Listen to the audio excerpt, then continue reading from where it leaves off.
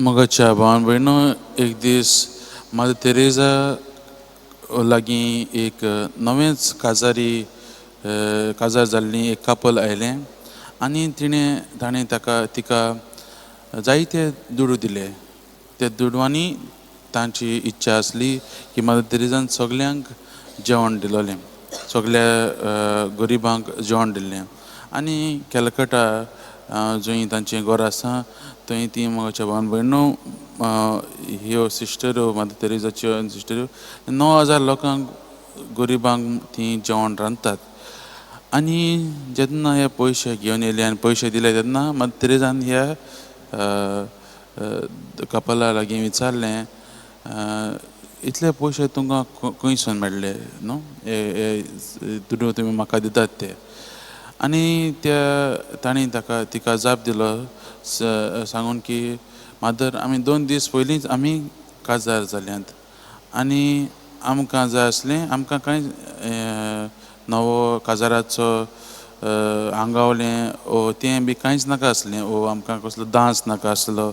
आमकां जाय आसले हे पयशे आमी दिल्ले, ह्या पयशांनी आमी गरिबांक दुबळ्यांक जेवण दिल्लें. म्हज्या भावन भयणो ह्या कपलाच्या तांच्या धर्मा पळयत जाल्यार न्हू, खंयचेय आमचे देखून धर्म पळयत जाल्यार आमी काजार दिवंक करता जाल्यार आमची घरचीं रोखडींच बेजार जातलीं आसलीं. तांचीं घरचीं तीं चिंतूंक पडलीं ही कित्याक काजार करता आसतना कांय नवें आगोस्तरां बी कांय घालिनासतना करतात, कांय सेलेब्रेशन दवरिनासतना ताणें काजार केलां म्हणून. आनी तेन्ना न्हू मदर तेरेजा तिच्या लागीं विचारता, पूण तुमी हे पयशे म्हाका कित्याक दिले सगळे न्हू, दिवपाचें कारण कितें?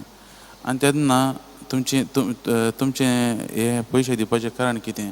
तेन्ना तिणें हो जबाब दितात आनी मदर तेरेजा ती सरप्रायज जाता आनी ती म्हणटात, मदर आमी दोगांयनी एकामेकाचो इतलो मोग करतात की आमकां जाय आसलें, आमकां जाय आमचें काजारी जिवीत आमी सुरू करतना आमी एकामेका पासत एक स्पेशल सॅक्रिफायस केलोलो, एक स्पेशल आमी आमचें एकामेकाक आमचें जिवीत अर्पण केलोलें आमकां जाय.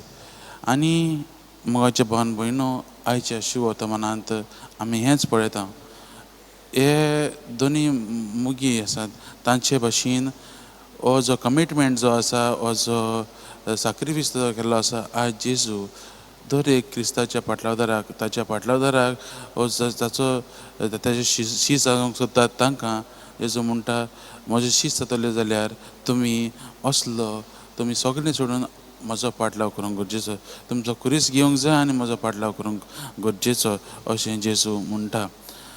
आनी मोगाच्या भावन भयणो जेजू हीं उतरां मारता ती न्हू केन्ना आमकां दिसता आमी ती आमच्या मनामेताचेर आड वयतात कशीं दिसतात.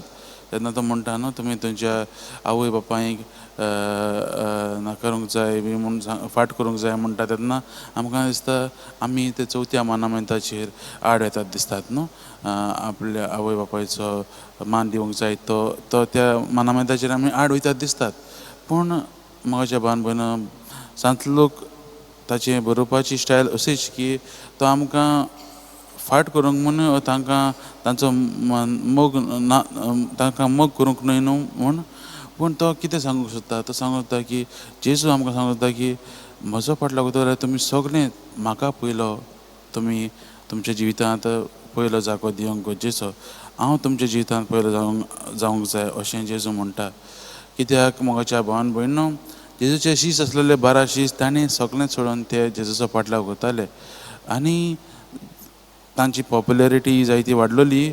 पूण आतां न्हू मोगाच्या भावन जेजूक आनिकूय ताच्या फाटल्यान लोक येतात आनी ताकाच लागून पयलेच वळींत आमी आयकलां खूब लोकांचे जमे जेजू बरोबर चलताले आनी हाकाच पळोवन जेजू म्हणटा, तांचें मनां आनी तेंचें काळजां पळोवन तो म्हणटा, तुमी म्हजो खऱ्यांनीच फाटल्यान करतले जाल्यार तुमी सगळें सोडून तुमी दिवंक गरजेचें, सगल्यांकूच फाट करून म्हाकाच पयलो वयलो जागो दिवंक गरजेचो. आयज हें वाचप आमकांय आमच्या जिवितांत नियाळ करूंक आपयता. कसलीय परिस्थिती जावं दी ती आमी जेजूक पयलो घालतात काय आमी जेजूचो फाटलावदाराक म्हणटात आमी पूण आमी ताका मान दिलेलो आसात काय खंय वयता तेन्ना आमी ताका पयलीं घालतात काय वो आमी आमचेच पदवेचेर वा आमचेच शक्तीचेर आमी ध्यान मन दिलेलें आसात काय हेच प्रश्न आमी आमच्या जिवितान लावया आनी जेजूच्या खरें फाटलादार जावंक देवा लागीं कृपा मागुया आनी ताचो अनुभव आमी घेवया.